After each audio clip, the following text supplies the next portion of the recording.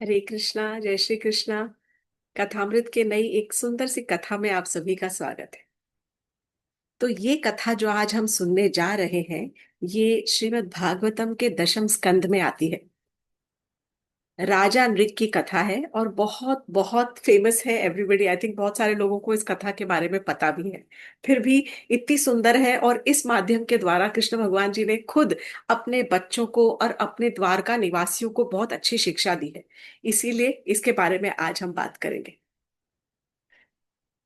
ॐ अज्ञानतिमिरान्धस्य ज्ञानाञ्जनशलाकया चक्षुरुन्मिलितं येन तस्मै श्रीगुरुवे नमः। वाञ्छकल्पतरुभ्यश्च कृपा सिन्धुभ्य एव च पतितानां पावनेभ्यो वैष्णवेभ्यो नमो नमः। हे कृष्ण करुणा सिन्धु दीनबन्धु जगत्पते गोपेश गोपिका कान्त राधा कान्त नमोस्तुते। तप्त कांचन गौरांगी राधे वृंदावनेश्वरी वृषभानुसुते देवी प्रणमामि हरिप्रिये। हरे कृष्ण कृष्ण कृष्ण हरे हरे, हरे राम राम राम हरे हरे।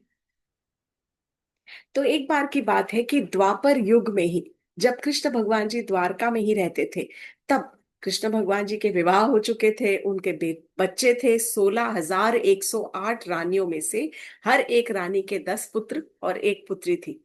10 राजकुमार और एक राजकुमारी हर एक रानी की। तो एक बार कृष्ण भगवान जी के कुछ पुत्र जो थे, वो मिलकर जंगल में पिकनिक के लिए गए। अब कौन थे ये सब? सांब, प्रद्युम्न, चारु, भानु, गदा, इस तरह के जो उनके 5 कुछ नाम दिए गए हैं, कृष्ण भगवान जी के ही पुत्र थे। ये जंगल में पिकनिक के लिए गए। अब पिकनिक के लिए गए तो वहीं द्वारका के आसपास ही कहीं जंगलों के अंदर गए होंगे। और वहां पर उनको लगी थोड़ी देर में प्यास। जब प्यास लगी तो सब घोड़े पर बैठते हुए इधर उधर भटकने लग गए, और कोई सोर्स ऑफ वाटर, कोई जल ढूंढने लग गए कि कहीं पर उनको कहीं जल दिखे जिससे वो अपनी प्यास की अपनी तृष्णा मिटा सके। थोड़ी दूर जाने पर उनको एक बहुत बड़ा सा कुआं नजर आया, कूप। और कूप के अंदर उन्होंने जब झांक के देखा कि चलो इसमें से जल निकाल के पिया जाए, तो कूप तो पूरा खाली था। उसके अंदर बिल्कुल पानी ही नहीं था, एक बूंद भी पानी की नहीं थी, पूरा सूखा पड़ा था कुआं। लेकिन कुछ ऐसा देखकर वो ऐसे झिझक गए और उनके एकदम ऐसे बौखला गए कि अरे, ये क्या दिख गया उनको कूप में। और कुएं के अंदर झांक कर जब देखा तो उसके अंदर एक बड़ा सा विशाल काय शरीर का एक गिरगिट जो था, वो कुएं में निवास कर रहा था। मतलब बहुत बड़ा, ऐसा लिखा है कि पहाड़ के समान शरीर वाला, जैसा कोई विशाल काय शरीर, इतना बड़ा शरीर कि जैसा कोई पहाड़ के जैसे शरीर वाला ह्यूज गिरगिट जो है, चमेलियन जिसको कहते हैं, वो अंदर चिपका हुआ था दीवार पर, कुएं के दीवार पे। तो कुछ इनको थोड़ा सा अजीब सा लगा। और इनको थोड़ा, ये जो बच्चे थे, इनको ऐसा लगा कि थोड़ा दया भाव हृदय में आया, और उन्होंने कोशिश की कुछ रस्सी बना के, कुछ और तरीके से, कि उस गिरगिट को बाहर निकाल के उसकी सहायता की जाए। बहुत कोशिश की, पर इतना विशाल था कि वो गिरगिट इनके इनके सहारा देते हुए भी वो बाहर नहीं आ पाया। उसके बाद ये बच्चे घर चले गए। जब घर पहुंचे सारे के सारे राजकुमार, तो अपने पिता श्री कृष्ण भगवान जी के पास गए और उन्होंने अपनी सारी कथा कह सुनाई कि ऐसा ऐसा हमने देखा। अब आप चलो और आप उसको प्लीज हेल्प करो, क्योंकि हम तो उसकी मदद नहीं कर पाए। कृष्ण भगवान जी मुस्कुराए। कृष्ण सब जानते थे। और कृष्ण भगवान जी तब बच्चों के साथ तुरंत चल पड़े, उनके साथ में, उसी जगह पर, वन में, जहां पर उन्होंने वो कुएं के अंदर इतना विशाल काय गिरगिट देखा था। कृष्ण ने झांक कर देखा, मुस्कुराए और देखा कि इतना बड़ा गिरगिट है। उन्होंने बड़ी आसानी से अपना लेफ्ट हैंड अंदर डाला और उसी हाथ से गिरगिट को बाहर निकाल के बहुत बड़ा हाथ कर लिया। बड़ा हाथ करके गिरगिट को अंदर डाला और लेफ्ट हैंड से गिरगिट को उठा के और कुएं के बाहर खड़ा कर दिया। अब तो हो गया चमत्कार। कृष्ण भगवान जी का हाथ लगते ही वो जो इतना विशाल काय, ऐसा लिखा है कि पहाड़ समान, as big as a mountain, इतना विशाल काय वो जो गिरगिट था, वो तुरंत एक सुंदर से देवता में परिवर्तित हो गया। जैसे ही वो सुंदर देवता में परिवर्तित हो गया, इतना सुंदर कि उसका रूप जो था एकदम स्वर्ण की तरह, मोल्टन गोल्ड की कॉम्प्लेक्शन की तरह लिखा गया, इतना स्वर्ण कांति थी। बहुत सुंदर वस्त्रों से सुसज्जित और आभूषणों से सुसज्जित उसका जो शरीर था, बहुत चमक रहा था, बहुत आभा छूट रही थी। बहुत कीमती वस्त्र, रेशमी वस्त्र धारण किए हुए थे उस जो देवता स्वरूप जो व्यक्ति था उसने। और तब उसने हाथ जोड़े और कृष्ण भगवान जी को प्रणाम किया। कृष्ण भगवान जी तो भगवान स्वयं पूर्ण पुरुषोत्तम भगवान है। वो सारी कथा जानते थे, परंतु वहां पर बहुत सारे द्वारका निवासी थे और उनके बच्चे भी उनके साथ में थे। तो वो चाहते थे कि वे सब इस जो व्यक्ति है, जो कि एक देवता के स्वरूप में प्रकट हुआ है गिरगिट से, उसकी कथा सब जाने। तब कृष्ण भगवान जी ने से कहा उनसे कहा कि आप बताइए कि आप कौन है, अपना परिचय दीजिए। तब वो जो गिरगिट जिसका स्वरूप बदल गया था और जो एक देवता के स्वरूप में आ गए थे, उन्होंने अपनी कथा कहना प्रारंभ किया। उन्होंने कृष्ण से कहा कि हे कृष्ण प्रभु, अपना परिचय दिया। मेरा नाम है राजा नृग। मैं महाराज इक्ष्वाकु, रघुवंशी महाराज इक्ष्वाकु का पुत्र हूँ। आप सोचिए, रघुवंशी राजा, जो कि बहुत बहुत बहुत, ये तो द्वापर युग की कथा हम सुन रहे हैं। और ये कहाँ की कथा आप बता रहे हैं? ये त्रेता युग में, जो कि राजा रामचंद्र जी के भी वंशज और बहुत पुरातन वंशज। तो शायद ये सतयुग की भी कथा हो सकती है कि मैं राजा Ikshvaku, one of the earliest राजा ऑफ रघुवंशी डायनेस्टी, उनका मैं बेटा हूं और मेरा नाम राजा नृग था। मैं बहुत दानी, दानवीर और बहुत धर्मपरायण धर्मनिष्ठ राजा था। बहुत दान करता था और सब व्यक्तियों को, बहुत ब्राह्मणों को मैंने अपने जीवन काल में बहुत दान दिया है। इतना दान देता था कि मैंने कई लाखों लाखों गैयाओं को दान दिया है ब्राह्मणों को। और ब्राह्मणों को जब मैं गाय दान देता था तो उसके साथ साथ मैं उन्हें लैंड, जो भूमि होती है वो देता था, उनको घर देता था, उनको हाथी घोड़े, वस्त्र आभूषण, फर्नीचर, बहुत कुछ मैं दान देता था। और गैया तो ऐसी सुंदर सुंदर गैया दान देता था कि जो दूध देने वाली गैया हो, और गैया के साथ उसका बछड़ा भी दान देता था। गैया के सींगों को मैं सोने से मड़वा लेता था, और गैया के जो खुर होते हैं उनको चांदी से मड़वा कर और उनको सुसज्जित कर कर सुंदर वस्त्र और आभूषणों से सुसज्जित करके, और तब उस गाय को मैं, बहुत सारे गैयाओं को मैं ब्राह्मणों को दान देता था। परंतु एक बार मुझसे एक गलती हो गई। तो कृष्ण भगवान जी ने पूछा, बताओ क्या हुआ? तब राजा ऋग आगे आगे कथा कहते हैं। बोले, एक बार मैंने एक ब्राह्मण को एक गाय दान दे दी, और वो ब्राह्मण को दी हुई जो गाय थी वो गलती से फिर से, गाय को दी हुई थी वो फिर से किसी प्रकार से मेरे ही गौशाला में आकर वापस आ गई। मतलब राजा ने गाय दान दे दी ब्राह्मण को, परंतु वो गाय जो थी वहां से भटक के दोबारा राजा के ही गौशाला में आ गई। और गलती से ही, अनजान राजा थे, राजा को पता ही नहीं चला, और राजा ने उसी गाय को किसी और ब्राह्मण को दान में दे दिया। जब वो दूसरा ब्राह्मण जिसको वो गाय दान में मिली उसको ले जाने लगा, तब पहला ब्राह्मण आके बोला, अरे अरे, इस गैया को कहाँ ले जा रहे हो? ये गाय तो मेरी है, ये तो मुझे गिफ्ट में दी थी राजा ने। तो वो ब्राह्मण कहना, नहीं नहीं नहीं, ये गैया तो मेरी है, ये तो मुझे दान में मिली है। पहला कहना, नहीं, ये तो गाय मुझे गिफ्ट में मिली है, this is my gift. Second, तो इस बात के ऊपर दोनों ब्राह्मणों में विवाद छिड़ गया कि मेरी गाय, मेरी गाय, मेरी गाय, मेरी गाय, मुझे मिली, मुझे मिली। तब दोनों के दोनों विवाद करते हुए फिर से राजा के पास पहुंचे। जब राजा नृग के पास ये दोनों ब्राह्मण पहुंचे, तो राजा नृग कह रहे हैं कि मैं तो विस्मित हो गया, मुझे समझ ही नहीं आया कि मैं कैसे सुलझाऊं। ये तो गलती हुई है, पर इसमें ना तो मेरा दोष था और ना ही किसी ब्राह्मण का दोष था। तब मैंने उन दोनों ब्राह्मणों के सम्मुख एक सिंपल सा उपाय रखा।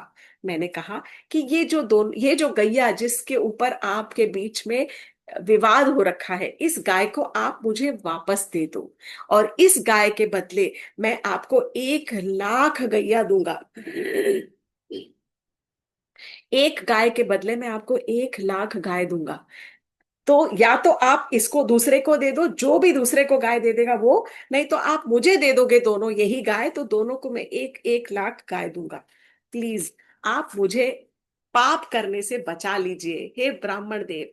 अब वो विनती कर रहे हैं, विनती कर रहे हैं दोनों ब्राह्मणों से, लेकिन दोनों ब्राह्मण अड़ गए। पहले ब्राह्मण ने कहा कि मुझे कुछ नहीं चाहिए, यदि मैं लूंगा तो केवल ये एक गाय ही लूंगा, नहीं तो इसके साथ में इसके अलावा मुझे और कुछ नहीं चाहिए। ये कहकर वो ब्राह्मण रुष्ट होकर और उस गैया को छोड़कर और पलट के वहां से चला गया। दूसरा ब्राह्मण ने जब देखा कि अरे ये ब्राह्मण ने सब छोड़ के चला गया, तो उसे लगा मैं क्यों ये सब करूं, वाई शुड आई, मतलब किसी की जैसे भीख में छोड़ी हुई चीज को मैं क्यों लूं।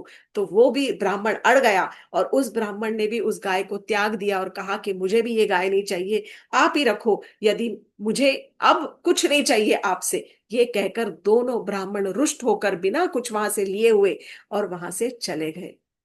अब यहाँ पर दोनों के दोनों ब्राह्मण रुष्ट हो गए।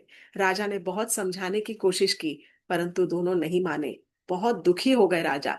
ऐसा कहा जाता है कि यदि हम किसी चीज को दान देते हैं और दान देने के बाद यदि हम उसे वापस लेते हैं तो हमें बहुत बड़ा पाप लगता है। और ये राजा जानते थे। और खास करके यहाँ पर जो पाप बहुत भारी लगा था, क्यों?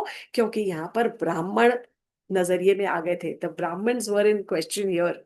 सो he had given something, and एक बार देने के बाद the Brahmins had left the charity and gone away. तो सारा दोष जो था, वो पूरा दोष किसके ऊपर आ गया? राजा नृग के ऊपर आ गया। अब राजा नृग कथा कह रहे हैं और कहते कहते दुखी हो गए।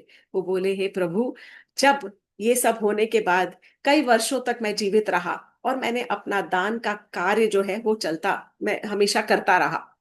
फिर समय जब आया, जब मेरा शरीर छोड़ने का समय आया और जब मेरी मृत्यु हो गई, तो मृत्यु होने के बाद मेरी आत्मा को यमराज के पास ले जाया गया। और यमराज के पास जब सारा लेखा जोखा हुआ, तो यमराज ने मेरे से एक प्रश्न पूछा कि राजन, आप बताइए, आपने तो अपने जीवन काल में बड़े सारे पुण्य कर्म किए हैं और उन सारे पुण्य कर्मों का फल आपका इंतजार कर रहा है, आपको असीमित जो है एंजॉयमेंट मिलने वाला है, बहुत बहुत ज्यादा उसका अच्छा फल मिलेगा, एंजॉयमेंट एकदम मिलेगा। परंतु आपने एक छोटा अपराध भी किया है और उस अपराध का भी फल आपको भुगतना पड़ेगा। तो अब आप डिसाइड कीजिए, यदि आपको अपने किए हुए अपराध की सजा पहले भुगतनी है या आपने किए हुए इतने पुण्य कर्मों का फल जो है उसको आपको पहले आप भोगना चाहते हैं। राजा नृग सोच में पड़ गए और तब उन्होंने कहा कि हे प्रभु, जो मैंने अपराध किया है पहले मैं उसका ही दंड भोग लेता हूँ। वो जानते थे कि वो अपराध छोटा है, तो उन्हें लगा कि वो छोटा सा फल मैं भुगत के और फिर लाइफ टाइम ऑफ एंजॉयमेंट करूंगा मैं अपना। तो इस जगह पर ऐसा है कि प्रभुपाद जी ने एक बहुत सुंदर यहाँ पर टिप्पणी की है और बहुत सुंदर एक्सप्लेनेशन किया है।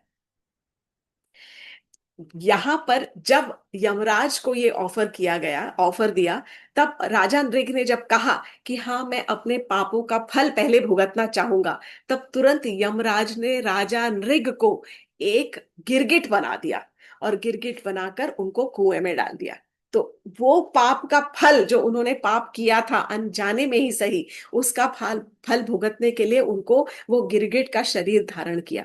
परंतु प्रभुपाद जी कहते हैं, और देखिए ये हम जब भगवत गीता पढ़ते हैं तो उसमें भी कृष्ण कहते हैं कि जो वाइज है, जो इंटेलिजेंट है, जो विवेकी है, बुद्धिमान है, समझदार है, वो क्या करता है? वो अपने जीवन काल में सारे के सारे नित्य प्रति जो भी वो कार्य करता है, ना ही केवल वो अपने कार्यों के फलों को कृष्ण को अर्पित करता है, परंतु बल्कि वो अपितु वो हर एक कार्य को ही कृष्ण को अर्पित कर देता है। तो यदि कोई बुद्धिमान व्यक्ति होता है तो वो पूरा का पूरा अपना दिन दिन में किया हुआ हर एक कार्य, वो सुबह उठते के साथ ही और रात को सोते तक जो भी कार्य करता है, वो सब कुछ कृष्ण के चरणों में अर्पित कर देता है। ये करने से वो अपने किए हुए कर्मों के कर्म बंधन के फलों से मुक्त हो जाता है। परंतु क्लियरली जो राजा नृग थे, हालांकि वो जो सूर्यवंशी कुल में, रघुवंशी कुल में उनका जन्म हुआ था, और होंगे वो समझदार रहे होंगे, परंतु शायद वो इतने भी समझदार नहीं थे कि वो जीवन काल में अपना जितना वो दान धर्म करते रहे, उन्होंने कोई भी कार्य सबके सबको, उस पूरे कार्य को या कार्य के फलों को भगवान कृष्ण को समर्पित नहीं किया। इसीलिए उनको अपने कार्यों के फलों को भुगतना पड़ रहा है, और वो कार्य के फल को भुगतने के लिए उत्सुक भी है। He is happy to accept कि हाँ मुझे एंजॉयमेंट करना है। इसीलिए बाद में उनको एक देवता का शरीर धारण कर शरीर मिला है। तो अब जब उनको ये देवता, उसके बाद ये कथा ये द्वापर युग में हुई है, जब उनको श्री कृष्ण भगवान ने उनका उद्धार किया है, और तब अब उनको एक देवता का शरीर मिला है। तो देवता के शरीर में यदि वो अच्छे पुण्य कर्म करते रहेंगे, उनको सिर्फ एक स्पेशल एक्स्ट्रा ब्लेसिंग भगवान ने ये दी, क्योंकि तुम धर्मनिष्ठ भाव से सारे कार्य करते रहे, इसलिए भगवान ने उसकी स्मृति जो थी वो हर नहीं दी। और जब वो गिरगिट के रूप में भी कुएं के अंदर चिपके हुए थे, तब भी वो हमेशा, राजा नृग कहते हैं कि मैं कुएं के अंदर भी रहकर हमेशा प्रभु आपका स्मरण करता रहता था, क्योंकि मुझे अपना पूर्व जन्म की स्मृति थी, मुझे याददाश्त मेरी बरकरार थी, मुझे याद था कि मैं पिछले जन्म में मैंने क्या पाप किए हैं और मैंने क्या पुण्य किए हैं। तो भगवान ने कृपा निधान होकर उसकी स्मृति को सही रखा, और उसकी स्मृति हरी नहीं, तब इसीलिए वो भगवान को याद करता रहा।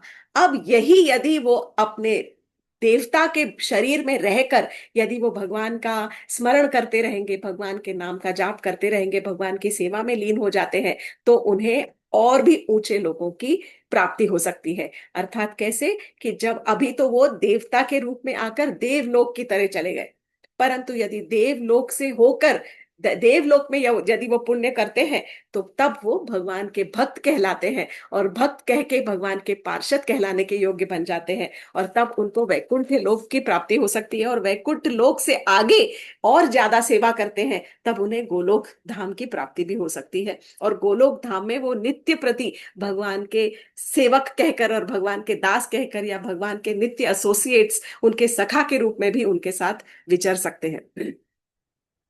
अब देवता के स्वरूप में जो राजा नृग हैं, उन्होंने कृष्ण भगवान जी की बहुत सारी स्तुति की, क्योंकि अपना पूर्व जन्म तो सब उन्होंने बता दिया। उन्होंने बहुत स्तुति की है भगवान की, और कहा है कि हे प्रभु आप ही हो जो who is the source of all the souls and all the jivas, सारे जितने जीव हैं इस जगत में, उन वे सब के आप ही दाता हो, आप ही स्रोत हो सारे के सारे, आप पूर्ण पुरुषोत्तम भगवान हो, आप परम सत्य हो।